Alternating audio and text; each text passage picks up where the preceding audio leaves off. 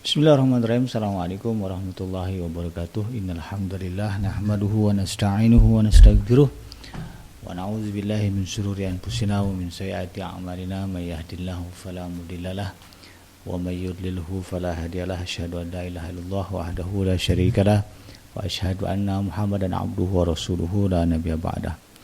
Allahumma shalli wa sallim ala hadzal nabiyil karim wa ala alihi wa ashabihi wa man tabi'ahum bi ihsanin ila yaumiddin. Wa qala Allah ta'ala fi kitabihil karim ya ayyuhallazina amanu taqullaha haqqa tuqatih wa la tamutunna illa wa antum muslimun.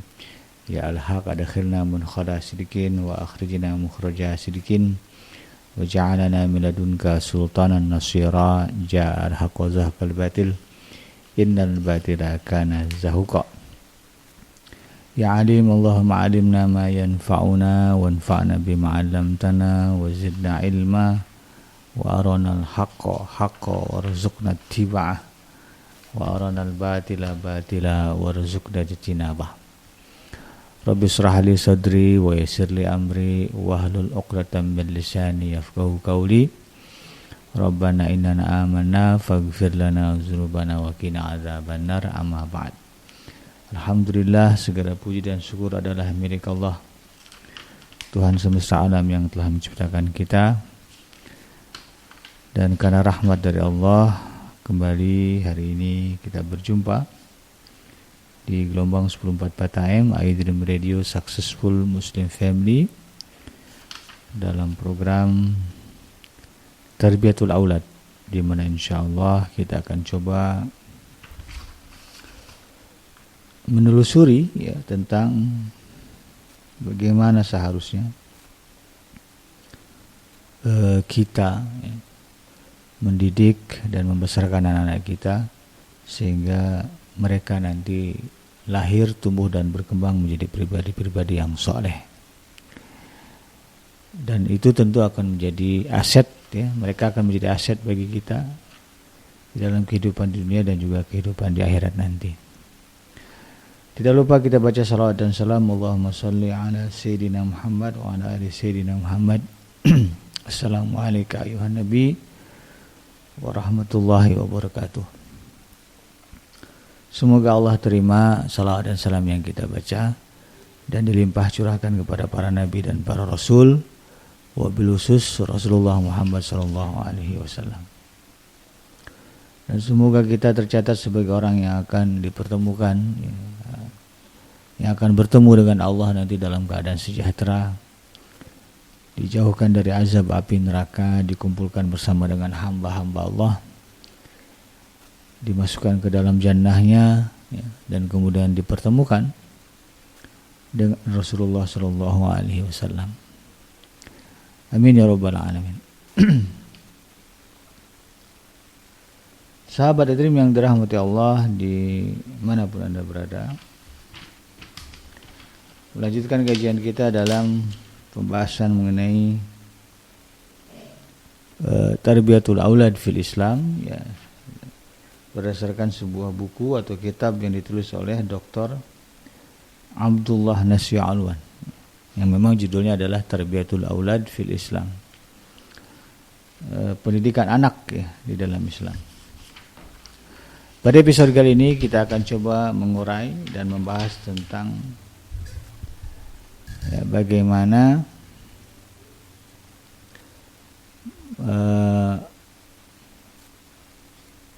mendidik dalam diri anak ya, munculnya ruh muraqabatullah ya, atau merasa diawasi Allah. Nah, hal ini sahabat iDream yang dirahmati Allah sangat penting ya, karena memang ya itulah isi dari Al-Qur'an. Al-Quranul Karim yang diturunkan oleh Allah Subhanahu wa taala kepada kita, yang jumlahnya ribuan ayat ya, ada yang menyebutnya 6.666 ayat ya, biar gampang gitu kan. Gampang diingat ya. Jumlahnya ribuan itu ya isinya ya bagaimana kemudian manusia ini memiliki rasa takut kepada Allah Subhanahu wa taala. Dan rasa takut itu muncul salah satunya dengan adanya ruh muraqabatullah ya. Senantiasa merasa diawasi oleh Allah Subhanahu wa taala. Bahkan para ulama ada yang mengatakan makna takwa itu salah satu makna, kan bahasa Arab itu kan luas ya, memiliki makna yang beragam sesuai dengan konteks bahasa. Salah satu makna dari kata takwa itu adalah takut. Takut kepada Allah Subhanahu wa taala. Rasa takut itu ya salah satu implementasinya adalah ya merasa Allah Subhanahu wa taala itu mengawasi. Nah, hal inilah yang kemudian kita usahakan tumbuh ya, muncul dalam diri anak kita. Lalu kemudian kita rawat perasaan itu ya, kita jaga, kita suburkan sehingga ketika mereka dewasa ya tidak ada celah ya, dalam kehidupan mereka di dunia ini ada di mana mereka merasa tidak diawasi Allah. Ya, tidak merasa lepas dari pengawasan Allah. Tapi justru ya perasaan bahwa Allah mengawasi mereka itu senantiasa ada dalam keadaan apapun mereka, dimanapun mereka berada. Nah, ini yang kita harapkan. Ya, sehingga ya, kita bisa bayangkan ketika orang ya sudah mengimani, kan pada episode sebelumnya kita sudah berusaha bagaimana cara menanamkan, memupuk keimanan kepada Allah Subhanahu wa taala dalam jiwa anak kita. Ya, sehingga anak-anak kita paham bahwa Allah itu adalah zat ya, yang maha berkuasa, punya surga dan neraka ya, mampu melakukan apa saja yang dia mau ya, tidak ada yang susah bagi Allah Subhanahu wa taala. Itu sudah kita tanamkan. Ketika itu sudah muncul, tertanam ya, menjadi sebuah keyakinan ya, dalam diri mereka yang menjadi ideologi hidup mereka, maka kemudian ya, diperkuat lagi dengan munculnya rasa muraqabatullah ya, merasa diawasi Allah. Bisa dibayangkan orang yang paham, yakin Allah itu Tuhan, punya surga dan neraka, dia akan membalas segala apa yang kita lakukan di dunia ini, baiknya, buruknya Allah akan balas. Lalu kemudian dalam dirinya muncul rasa bahwa Allah yang dia yakini itu selalu mengawasinya, melihatnya, menyaksikannya, ya, tidak luput walaupun hanya satu saat begitu. Maka tentu ya, apakah mungkin ya, anak-anak kita yang memiliki keyakinan, memiliki perasaan, memiliki sifat ya di dalam dirinya sedemikian rupa ya, lalu anak itu kemudian sanggup untuk melakukan berbagai bentuk ya, atau mungkin 1-2 bentuk atau setengah bentuk keingkaran kepada Allah Subhanahu wa taala. Kalau dalam kondisi sadar dan normal dia tidak akan berani melakukan itu ya. Nah, maka bisa kita bayangkan ya, kalau misalnya ya, dalam keluarga kita ya, semuanya begitu ya, ada orang-orang ya, terdiri dari orang-orang seperti ini, orang-orang yang takut kepada Allah, merasa diawasi Allah, maka mungkin tidak akan ada cerita ya, istri yang mengeluh suaminya ya, melakukan perzinahan ya, atau selingkuh ya bahasa orang sekarang. Tidak ada orang tua yang akan mengeluh anaknya kemudian menggunakan narkoba ya, terlibat tindakan kriminal, terjerumus ke dalam pergaulan seks bebas. Tidak akan ada. Nah, ini yang kemudian kita harus sadari, dan ini menjadi motivasi kita, dan ini merupakan cara ya, yang Allah kabarkan di dalam Al-Quran. Walaupun kita tidak beragama, nauzubillah ya. Kalaupun ada orang yang tidak beragama, tidak percaya Tuhan, tetap saja dia juga tidak mau gitu ya. Atau dia merasa nyaman dan aman ketika anaknya terlibat di dalam perbuatan-perbuatan sedemikian yang disebut tadi. Anaknya terjerumus seks bebas ya, masih muda sudah hamil ya. Saya rasa orang-orang yang tidak beragama sekalipun gak mau ya. Di negara barat sekalipun ada batasan usia gitu ya. Ya, fenomena-fenomena kehamilan muda dicegah begitu. Bagi mereka itu masalah ya. Ya, tidak ada orang tua ya, walaupun dia tidak beragama, tidak mempercayai Tuhan, kemudian mau melihat anaknya terjerumus masalah. Apalagi kita yang punya agama, kita tahu aturan di dalam kehidupan kita. Tidak ada.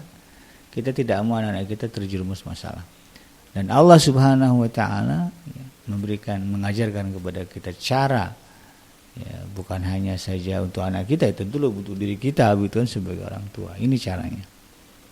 Tanamkan keyakinan ya, bahwa Allah itu adalah zat yang maha berkuasa dengan segala sifatnya yang dijabarkan dalam Al-Quran, ya, sampai kemudian kita level keyakinannya tinggi, ya kan, ya, sampai masuk ke level hakul yakin. Kemudian tambahkan lagi dengan sifat muraqabatullah. Nah, bagaimana melatih anak-anak ini agar merasa ya diawasi oleh Allah Subhanahu wa taala di dalam setiap tindakannya? Yang pertama, ya, atau yang paling mendasar adalah mengajarkan keikhlasan, mengajarkan keikhlasan di dalam diri anak-anak kita ketika mereka melakukan apapun. Jadi tindakan apapun yang mereka lakukan, ya, didasari oleh keikhlasan karena Allah Subhanahu wa taala. Apakah dia dalam perkataan, perbuatan, ya, pokoknya semua deh. Ya, semuanya diniatkan lillahi ta'ala. Itu yang kemudian harus kita tanamkan dulu. Jadi kan kita pengennya anak ini kemudian menjadi sadar, merasa bahwa Allah mengawasi dia. Maka untuk memunculkan rasa itu, menurut Syekh, ya, Dr. Abdullah Nasirwan, yang paling penting untuk ditanamkan terlebih dahulu adalah ikhlas. Ikhlas dalam berbuat kebaikan. Kalau ikhlas kan pasangannya amal soleh, ya. Kejahatan nggak ada, ya, konteks menyambungkan dengan ikhlas. Ikhlas saya nggak ngasih, ya, ikhlas saya mukul kamu nggak ada, ya. Jadi ikhlas dalam konteks amal saleh. Dan itu mulai dari kita orang tua. Nah, kita ingin anak ini punya rasa ikhlas, maka kita orang tua juga sudah harus mengawali sebelum mengajarkan kepada anak-anak. Maka segala apapun yang kita orang tua lakukan kepada anak kita, niatkan lillahi ta'ala. Jadi jangan ada bahasa gitu, ya. Ada bahasa baik tercetus di dalam diri kita, atau apalagi sampai keluar, ya. Keluar ke lisan, keluar secara lisan kepada anak-anak kita. Ya. Kami ini misalnya ini orang tua kamu, ya, ayah dan bunda ini, ya, merawat kamu, membesarkan kamu, ya, sampai capek nih. Nah, itu kan mengeluh, ya. Dan kami nggak mau nanti kalau kami sudah tua kalian pergi, gantian nanti kami akan, ya, kamu yang akan ngurus kami. Nah, ini kok ya, udah kelihatan di situ kan anak melihat orang tua sudah tidak ikhlas, ya, ada pamrih. Makanya kalau kita sadari, ya, di dalam di dalam doa kita, ya, yang diajarkan di Al-Quran, ya, doa kita kepada orang tua kita kan bunyinya jelas, ya, Rabbighfirli wali walidayya warhamhuma kama rabbayani shaghira. Ya Allah, ampuni aku dan orang tuaku. Dan kita minta kepada Allah, kasihi, sayangi orang tua saya ini sebagaimana dulu mereka mengasihi saya. Ketika kita ingin anak-anak ini ikhlas, ya, ikhlas, ya, katakanlah kita berpikiran, ya Allah, kalau saya besar sebetulnya, ya, yang terlihat di mata kita ya anak kita, gitu. Yang kita lihat kan anak-anak kita. Maka tanamkan dalam perasaan kita ini, ya Allah, sekarang ini saya merawat dan membesarkan mereka ikhlas karenamu, ya Allah, kan begitu. Ya. Ketika itu kita tanamkan, maka yakinlah, ya, kalau merujuk kepada doa tadi, ketika kita tua perlu pertolongan, perlu bantuan, katakanlah gitu, sebagaimana dulu anak-anak kita lemah, ya, dan memerlukan bantuan dan pertolongan kita. Ketika kita ikhlas karena Allah melakukan itu, ya, maka nanti anak-anak ini, ya, juga akan, ya, melakukan hal yang sama kepada kita. Sekalipun anak-anak kita tidak melakukan itu, maka Allah Subhanahu wa taala, zat yang kita sembah, yang dengannya kita ikhlas beramal, akan mendatangkan orang-orang yang kemudian membantu dan memudahkan kita, ya, membantu kesulitan kita. Mudah bagi Allah. Ternyata anaknya begitu dibesarkan jadi penjahat, ya, tidak masalah bagi Allah. Allah kan zat yang maha berkuasa, gitu. Ya, mudah juga bagi Allah akan mendatangkan orang lain, ya, yang kemudian yang menjadi penghibur, ya, menjadi penolong, pengurus dan sebagainya. Ada banyak cerita seperti itu. Ada banyak cerita di dunia nyata ini orang tua yang dulu merawat anak dengan penuh keikhlasan karena Allah Subhanahu wa taala, tidak mengharapkan sesuatu apapun dari anak-anaknya. Ya sekalipun kemudian dia mendapati kenyataan anak-anaknya tidak mau mengurusinya, tetapi kemudian Allah datangkan orang-orang yang menimbulkan rasa bahagia dalam dirinya, ya, sebagai orang, sebagai manusia, sebagai hamba. Tapi secara umum ya kalau orang tua sudah ikhlas, ya, orang tua ikhlas karena Allah, maka anak-anak pun akan datang karena dia tahu ini sampai ke hati, oh ini orang tua sini sayang, betul-betul sayang karena Allah, nggak ada pamrih. Mereka merasakan kasih sayang itu ke dalam langsung ke hatinya. Ketika mereka melihat orang tuanya dalam keadaan lemah dan perlu pertolongan bantuan, maka rebutanlah orang. Ya, dan ada banyak cerita di mana justru orang tua yang berharap banyak kepada anaknya, ya, dan melupakan Allah Subhanahu wa taala ketika mengurus anak-anaknya dulu gitu ya. Kondisinya justru anak-anak ini menjadi pengkhianat. Dia meninggalkan orang tuanya. Nah, itulah ya ada ungkapan ketika kita berharap kepada manusia, maka manusia akan meninggalkan kita. Tetapi ketika kita berharap kepada Allah, maka Allah tidak akan pernah meninggalkan kita. Itu realita dalam kehidupan. Ini yang kemudian harus kita sadari sebagai orang tua.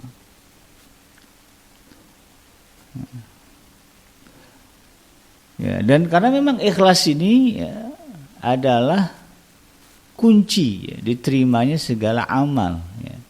Segala amal ibadah, peribadatan kita kepada Allah Subhanahu wa taala itu menjadi kunci diterimanya adalah ikhlas itu. Ya, segala bentuk kesalehan yang kita lakukan diterima atau tidak oleh Allah Subhanahu wa taala. Ya, kalau kita melakukannya, salah satu kuncinya adalah keikhlasan. Sebagaimana Allah sebutkan di dalam surah Al-Bayyinah ayat yang ke-9, ayat yang kelima ya, ini surah yang ke-98.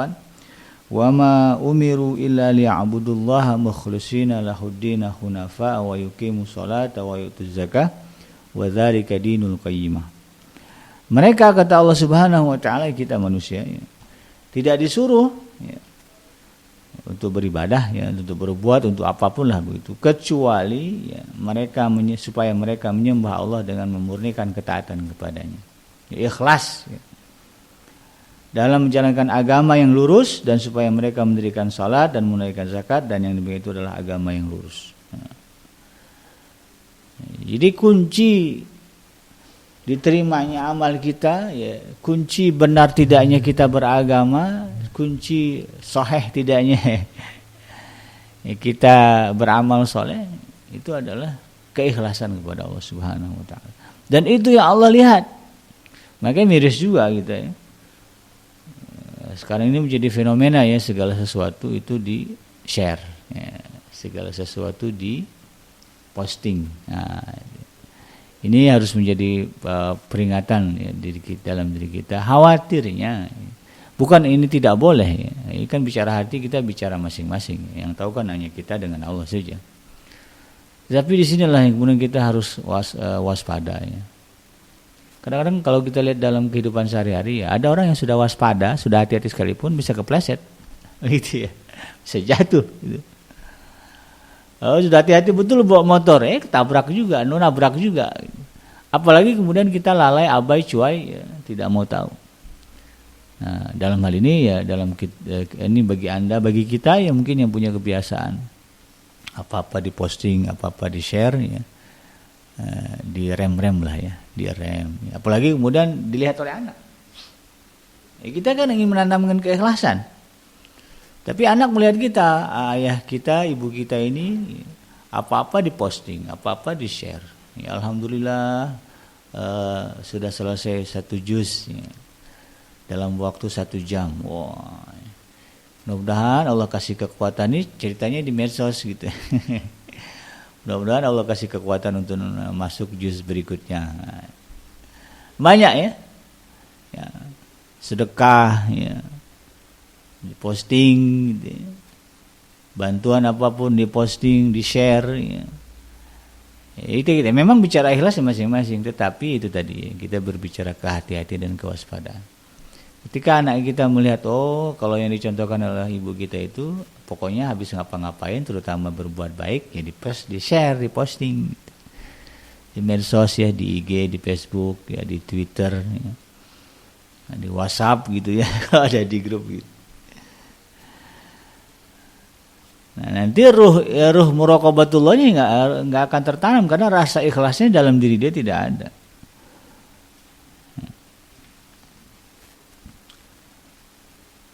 Ya. Maka untuk menanamkan rasa ikhlas dalam diri anak-anak kita mulai dari kita sebagai orang tua yang mendidik mereka. Ya, apa-apa kita lakukan, kita mulai dari diri kita dulu. Insya Allah ketika anak-anak itu nggak diajarin juga dia ngelihat kita. Gitu kan. Ya, karena kita ini nggak sadar ya, apa yang kita lakukan.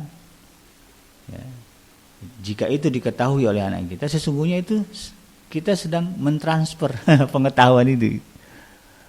Kebiasaan buruk, kebiasaan baik yang kita lakukan ketika diketahui oleh anak itu sesungguhnya ya, adalah pelajaran bagi dia. Nah, yang biasanya tertanam di alam bawah sadar. Nah, kan makanya kan kalau kata pepatah buah jatuh tidak jauh dari pohonnya, ya, kecuali buahnya di pinggir pohonnya di pinggir sungai. Ya. Itu bisa jatuhnya kemana-mana, gitu. Ya. Jadi kalau di atas tanah gitu ya, insya Allah buahnya jatuh ya di situ-situ aja. Nah, jadi ada ya begitu situasi dan kondisinya. Ini yang kemudian kita sadari. Ya, dalam hal ini Rasulullah SAW pernah bersabda dalam sebuah hadis yang diriwayatkan oleh Imam Abu Dawud, Imam dan juga Imam An-Nasai, ya, bahwa Nabi SAW bersabda, Inna Allah Azza wa Jalla la yuqbalu minal amal illa ma kana khalisan. Wa butughiya bihi wajhuh. Kata Rasulullah SAW, sesungguhnya Allah Azza wa Jalla tidak menerima amalan, ya maksudnya perbuatan, ya apa sajalah, ya perbuatan kita yang baik-baik begitu. Illa makana khalisan, kecuali ya perbuatan itu dikerjakan dengan penuh keikhlasan. Wabtughiya bihi wajhu, dan mengharap wajah Allah Subhanahu wa taala. Jadi kata Rasulullah SAW ini menjadi sebuah hukum ya. Kunci satu amal disebut sebagai amal soleh kan begini. Ini jadi penting karena untuk bisa masuk ke dalam surga syaratnya kan dua, iman, amal soleh. Nah, berbicara amal soleh, maka ya, kalau kata Rasulullah SAW, ya kalau mau disebut itu sebagai amalan soleh, ya apapun bentuknya, besar kecilnya, ya, kalau ingin dinilai sebagai amalan soleh, salah satu kuncinya adalah ikhlas. Kata Allah Subhanahu Wa Taala. Ya, bahkan lebih dalam lagi, ya kita melakukan itu karena mengharap wajah Allah Subhanahu Wa Taala, bukan mengharapkan wajah siapa-siapa selain Allah gitu. Bukan mengharapkan wajah sumringahnya istri, wajah sumringahnya anak, wajah sumringahnya orang calon mertua, ya wajah sumringahnya bos. Kan ada orang yang senang kalau melakukan sesuatu, bosnya komentar dengan wajah ceria, wah hebat kamu. Nah, itu kan menjadi kebanggaan dan kebahagiaan tersendiri ya, sehingga kemudian itu menjadi motivasi bawahan untuk senantiasa berbuat, ya bekerja gitu ya. Ya berbuat baik lah. Nah, ini kan ya, ini yang kita harus sadari. Ya, dalam konteks amal saleh, ya, itu disebut amal soleh kalau kita kemudian ya, melakukannya karena mengharapkan wajah Allah Subhanahu Wa Taala. Dalam hadis yang diriwayatkan oleh Imam Bukhari dan Imam Muslim, Rasulullah SAW bersabda, Innamal a'malu binniyat wa innamal likulli imri'in ma nawa. Ini hadis yang masyhur ya dari Ibnu Umar, ya, dari Umar Ibn Khattab radhiyallahu anhu. Ya. Sesungguhnya segala perbuatan itu, ya, kata Rasulullah SAW, ya, tergantung dari niatnya. Ya. Bahkan ditegaskan wa innama likulli imri'in, dan bagi setiap orang itu, ya maksudnya balasannya. Balasan bagi setiap orang itu dari perbuatannya itu tergantung ya, dari apa yang diniatkannya. Nah, ketika kita berbicara melatih anak-anak agar merasa diawasi oleh Allah Subhanahu wa taala dalam kehidupannya dan tertanam di dalam pikirannya, begitu ya. Nah, setelah kita menanamkan keikhlasan, sifat ikhlas tadi, ya, maka ajarkan juga kepada anak kita pikiran-pikiran ya, terhadap segala sesuatu yang bisa mendekatkan dirinya dengan Allah Subhanahu wa taala, yang pada akhirnya kemudian bisa bermanfaat baginya dan juga bagi masyarakat dan bagi seluruh manusia. Ya, maka dalam hal ini harus disadari bahwa wajib ya bagi kita orang tua ya, untuk melatih ya, agar anak-anak ini semua ya, melatih anak ya agar semua akal, hati dan hawa nafsunya tunduk kepada apa saja yang datang dari Allah dan Rasulnya. Nah, jadi yang pertama tanamkan keikhlasan, yang kedua kemudian ya kita doktrin dalam diri anak ya, bahwa ada banyak perbuatan-perbuatan ya yang dalam bahasa Al-Qur'an disebut sebagai ketaatan ya, dalam bahasa umumnya kita sebut sebagai amal soleh, yang itu semua bisa menjadi sarana wasilah untuk mendekatkan diri kepada Allah Subhanahu wa taala. Jadi ikhlasnya sudah didapatkan, lalu kemudian ya, ajarkan kepada mereka, inilah perbuatan-perbuatan yang kemudian bisa mendekatkan diri kita kepada Allah Subhanahu wa taala. Sedekah. Nah, ini sedekah ini Allah senang karena Allah memerintahkan langsung. Ya. Bahkan Rasulullah SAW mencontohkan bagaimana beliau gemar bersedekah misalnya. Bangun malam nak, ya. Bangun malam, ya. Baca Al-Quran karena itu perintah Allah Subhanahu Wa Taala. Ya, ketika Allah memerintahkan kita, maka Allah senang ketika itu dipenuhi oleh kita. Sebagaimana Bapak nih merintah kamu, lalu kemudian kamu sigap mengerjakannya, tentu Bapak senang sama kamu. Nah, itu ya, jadi kita doktrin dengan pendekatan kontekstualisasi, ya, kontekstual. Ya. Kadang-kadang kan anak mikirnya Allah jauh kan, ya Allah jauh, gimana gitu kan. Nah, kita kontekstualkan dalam kehidupan kita. Ya, Bapak senang, ya. Kamu juga senang kan kalau minta sesuatu ke Bapak, ya, kemudian Bapak penuhi dengan segera, kamu senang. Demikian juga Allah Subhanahu wa taala ketika memerintahkan sesuatu kepada kita, lalu kemudian kita mengerjakannya dengan sigap, dengan cepat, dengan sebaik-baiknya, maka itu akan semakin mendekatkan diri kita kepada Allah Subhanahu wa taala. Dan ketika itu ketika itu pula kita sudah menunjukkan kecintaan kepada Rasulullah, karena ya, segala sesuatu kebaikan-kebaikan ya yang diperintahkan di dalam Al-Quran, ya Rasulullah adalah orang pertama yang melakukannya. Dan itu bagian dari kita mengamalkan sunnah sebagai bentuk kecintaan kepada Rasulullah SAW.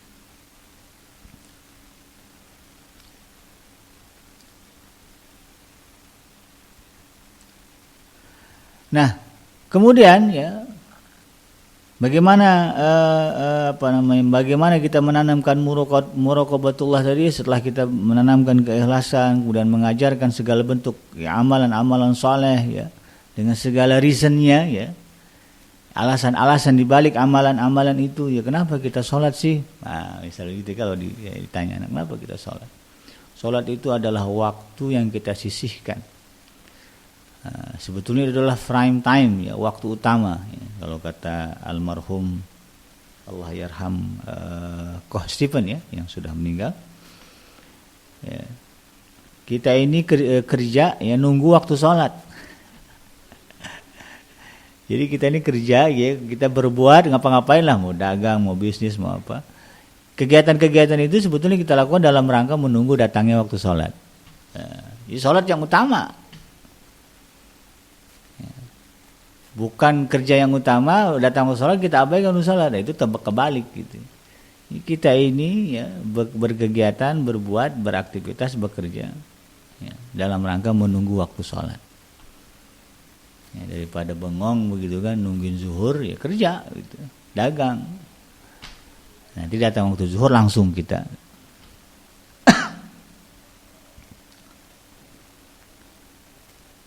Nah, setelah itu kemudian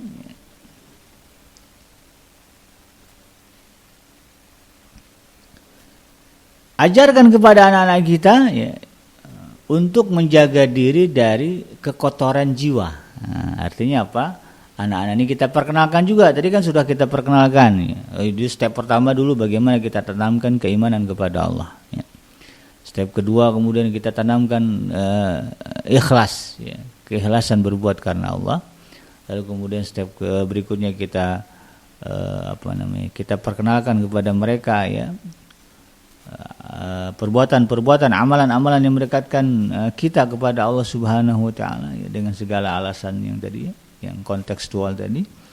Maka yang berikutnya yang harus kita ajarkan kepada anak-anak kita adalah ini loh, ya, ada sifat-sifat ya, perbuatan-perbuatan. Kalau tadi yang baik tuh ya, yang mendekatkan diri kepada Allah Subhanahu wa taala kita ajarkan. Maka kita ajarkan juga kepada anak-anak ada sifat-sifat perbuatan-perbuatan yang kemudian itu disifati sebagai perbuatan ya, dan juga sifat yang kotor ya, dan akan mengotori jiwa.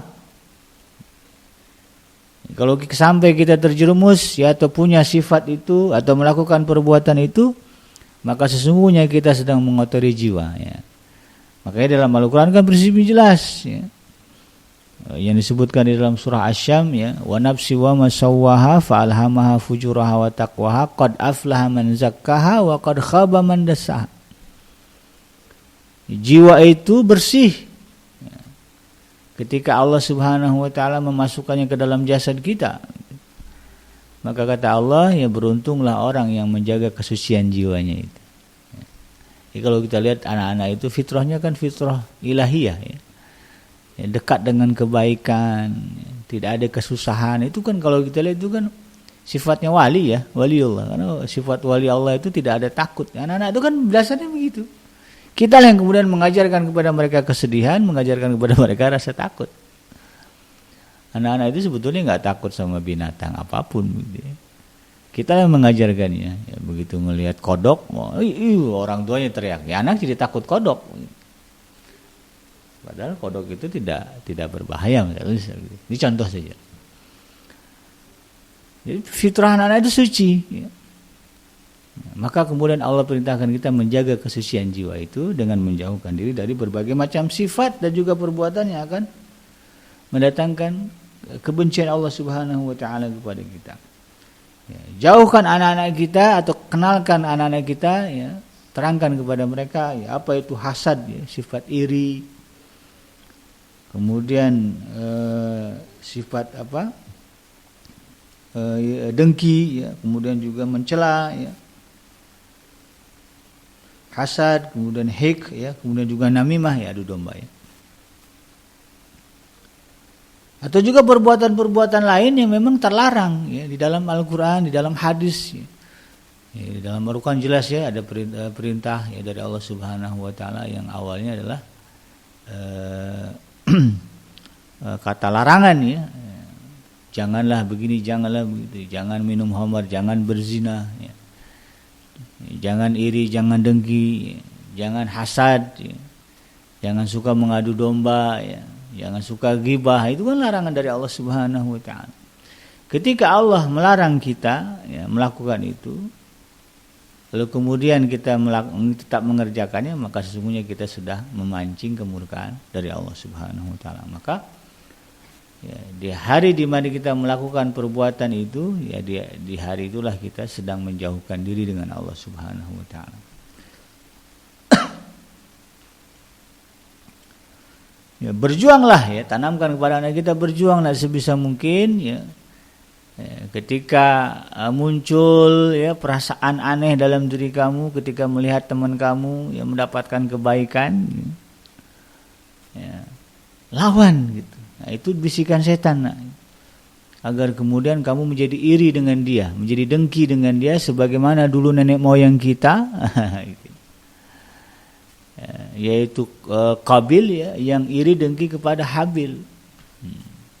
Sehingga kemudian itu mengiring kepada perbuatan yang sangat dibenci oleh Allah Subhanahu wa taala, itu membunuh. Kan membunuh itu kan perbuatan yang sangat dibenci oleh Allah ya, setelah syirik ya. Karena kata Allah ya, membunuh satu jiwa ya tanpa alasan yang dibenarkan syariat ya, itu sama halnya membunuh seluruh manusia. Ini luar biasa. Maka segera ingat Allah, nak. Redam rasa itu. Ya namanya anak-anak kita kan kadang-kadang bergaul ya dengan teman-teman, ya, dengan gurunya, ya, dengan lingkungan di rumahnya. Jangan ajarkan anak-anak kita justru untuk menjadi pemicu kedengkian. Ya.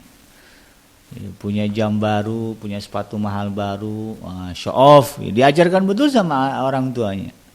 Sehingga teman-teman yang tadinya damai-damai saja, ya begitu dia datang, dia show off muncul ya, kegelisahan. Jadi nggak ada kedamaian lagi. Kalau kita lihat di film apa anak-anak, saya suka nonton karena serial Upin Ipin ini ada sosok ya yang suka show off ya, Ihsan. Ya. Itu kan menjadi gambaran ya, karena ada tipikal anak-anak yang begitu. Ya. Nah kita orang tua jangan sampai menanamkan itu. Ya, kalaupun ada barang yang kita beli karena sayang kepada anak kita, ya, maka kita pilih yang mahal, yang baik. Ya. Kita katakan kepada anak kita, ini bukan untuk dipamerkan, bukan untuk pula kemudian membuat anak-anak lain menjadi dengki ya. Atau membuat kamu jadi berbangga dengan barang ini, tidak ya. Ini ibu perlu karena memang kamu butuh, kamu perlu ya, perlu jam gitu ya. Perlu jam tangan, perlu handphone ya. Ya diberikan yang mahal supaya awet aja begitu, ya udah, enggak usah lebih dari itu. Jangan berpikir wah ini mahal ya, menunjukkan kita kaya, orang tua saya mampu bla bla. Itu ceritanya jangan sampai. Ada anak ya, pernah tuh ya, ini cerita anak saya lah. Satu hari dia yang biasanya gembira gitu ya. Dia merenggut, kenapa? Ya, dia cerita ya, temannya nunjukin sepatu bola yang bagus. Ya, sementara waktu itu saya beliin sepatu bola yang murah. Nah, temannya ngejek, wah sepatu itu ya. Padahal tadinya awalnya waktu saya belikan happy banget. Tapi ketika bertemu temannya ya, yang punya sifat itu tadi ya, toksit, maka kemudian keceriaannya hilang. Jangan jadikan anak kita punya perilaku seperti itu. Ya, itu mulai dari diri kita. Ya, kalau kita nggak mau anak kita punya sifat itu, ya kita orang tua juga jangan membiasakan itu. Ya, apalah artinya sebuah barang mahal gitu kan. Ya, toh kita ini juga dulunya ya Allah jadikan dari sesuatu yang hina. Gitu. Nah, sadarilah itu begitu kan. Apalah artinya kita berbangga dengan keturunan kita, jabatan kita, toh ya, semuanya juga akan kita tinggalkan, kita semua akan mati, akan menghadap Allah Subhanahu Wa Taala. Dibangkitkan dalam keadaan tidak berbusana juga. Rasulullah sebut begitu ya. Yaumul mahsyar kita bangkit tuh nggak ada pakai apapun, selembar kain pun tidak ada. Nah, untuk apa kita kemudian kita berbangga di dunia dengan ya, kemewahan yang kita miliki, kita punya, lalu kemudian ya, itu menyebabkan orang lain menjadi tersakiti perasaannya gitu ya. Untuk apa? Ya? Itu semua akan kita tinggalkan.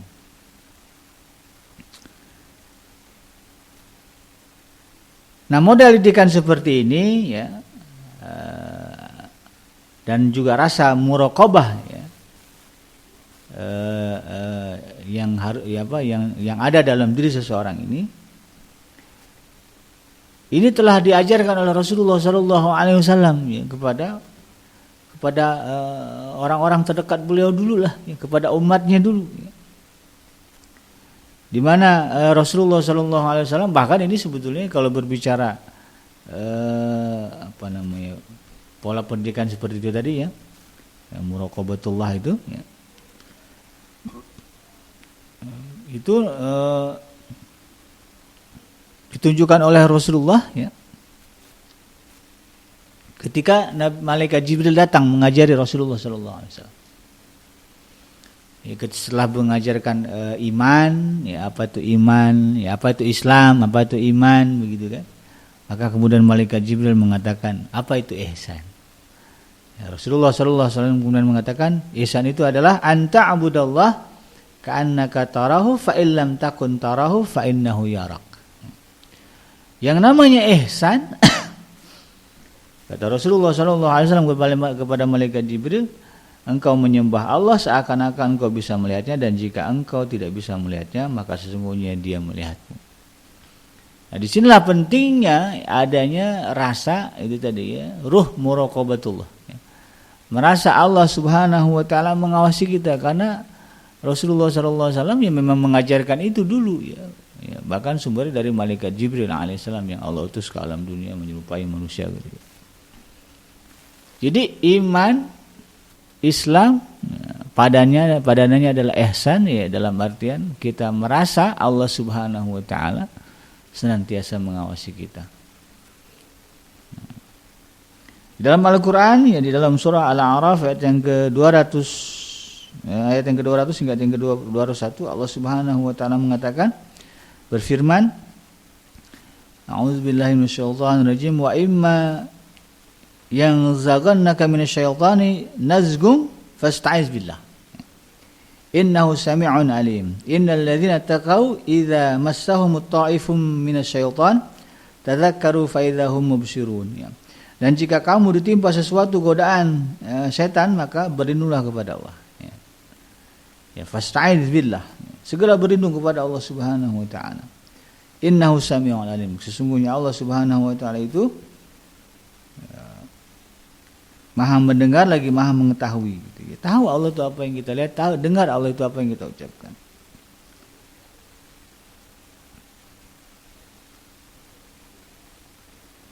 Ya. Nah, sesungguhnya orang-orang yang bertakwa ya, ketika mereka ditimpa was-was dari setan ya, maka kemudian mereka ingat kepada Allah, tadzakkaru, mereka ingat kepada Allah, fa idzahum mubsirun. Maka ketika itu juga mereka melihat kesalahan-kesalahan mereka. Jadi kenapa kita penting merasa diawasi oleh Allah Subhanahu wa taala, agar kemudian ya ini tadi ya ujung-ujungnya agar kita ya, sensitif dengan segala bentuk kesalahan yang kita lakukan.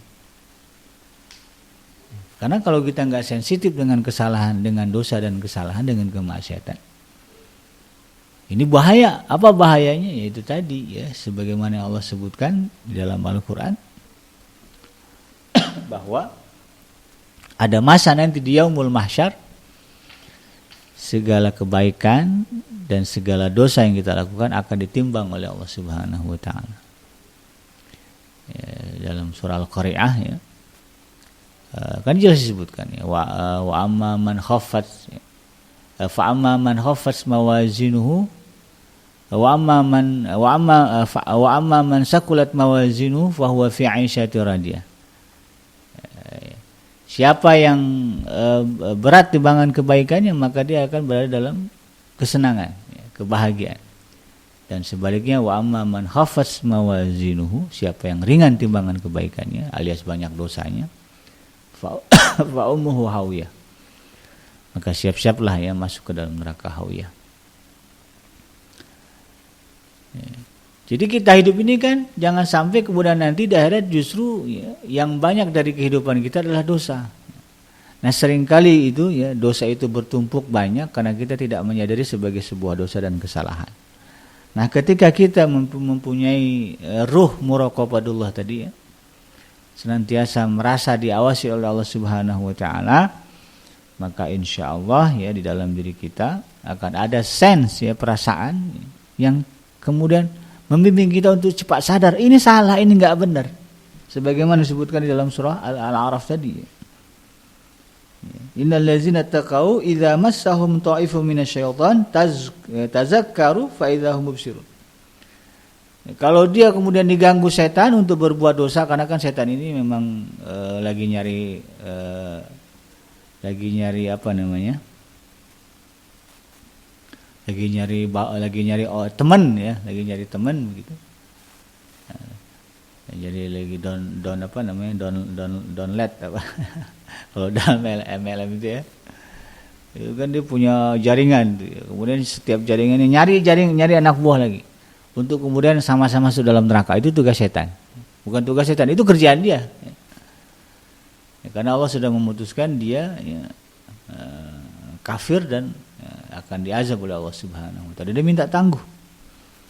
Nah, ketika setan itu sudah membisikkan kita kepada perbuatan buruk, ya sudah terjerumus ya, mungkin hampir atau sudah terjerumus dalam dosa atau hampir terjerumus dalam perbuatan dosa, kalau sifat muraqabatullah itu ada dalam diri kita, dalam diri anak kita, maka akan muncul tadi perasaan ya, tazakkaru, mereka akan segera ingat kepada Allah. Fa idzahum mubsirun, maka seketika itu mereka juga sadar, oh ini salah, ini enggak benar nih kayak gini. Sehingga kemudian tidak terjerumus ke dalam dosa yang lebih banyak dan lebih besar. Nah, ya. Demikian juga ya bagaimana dulu salafus saleh ya, para sahabat Rasulullah sallallahu alaihi wasallam, sepeninggalan Rasulullah ya. Kemudian para tabi'in ya, para tabi'in ya. Ya, bagaimana juga mereka melatih dan menanamkan ya, pendidikan anak-anak mereka ya, tentang bagaimana ya perasaan ya, selalu ya, diawasi oleh Allah Subhanahu wa taala. Diceritakan oleh Imam Al-Ghazali di dalam kitabnya Ihya Ulumuddin ya, Sahal bin Abdillah At-Tusturi mengatakan ya, ketika aku masih berumur 3 tahun, aku bangun malam, aku menyaksikan pamanku ya, yang bernama Muhammad bin Siwar sedang melaksanakan sholat. Pada satu hari ia berkata kepadaku, apakah kamu mengingat Allah yang telah menciptakanmu? Aku menjawab, bagaimana cara mengingatnya? Ia menjawab, katakanlah di dalam hatimu di saat engkau berbaring di tempat tidurmu 3 kali tanpa menggerakkan lisanmu, Allah bersamaku, Allah melihatku, Allah menyaksikan. Wah, inilah ruh muraqabatullah tadi. Bagaimana dia merasa Allah itu begitu dekat, ya Allah selalu mengawasi dan melihat. Maka kemudian Sahal ya, bin Abdillah At-Tusturi ini mengucapkan kalimat itu selama beberapa malam.